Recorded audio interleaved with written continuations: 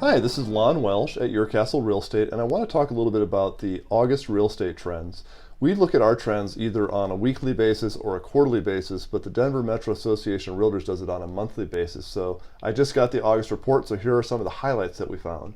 The first is that the number of active listings at the end of August was down about 40% from the same time period last year and down about 15% from last month. So there's a huge scarcity of homes.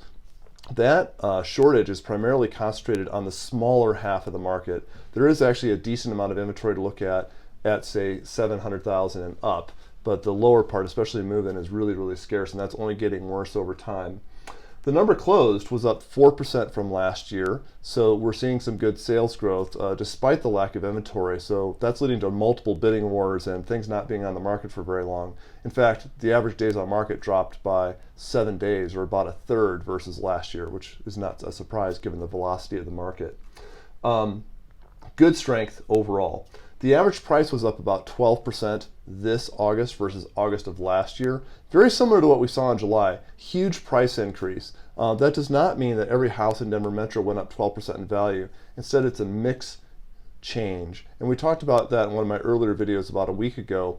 Since there's very few small homes being sold, lots of large homes being sold, the average price is being dragged up by all these luxury home sales. So you would expect all this is going to reverse. Our expectation is the people who are not selling their entry-level product probably will once the COVID crisis is behind us. I'm estimating that's going to be late first quarter, early second quarter of next year. I think we're stealing a lot of high-end sales that would have occurred next year, getting them done now because the rates are really cheap. That usually changes after a presidential election.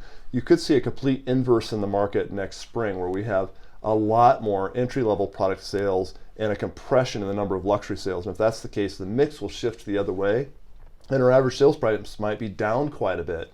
The world will not come to an end when this happens. It's just the normal thing that's with what we're setting up for right now.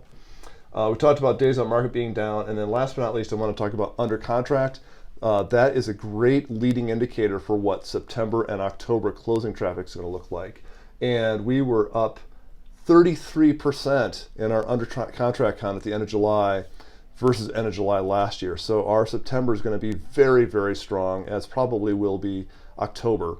So really intensely busy market out there right now.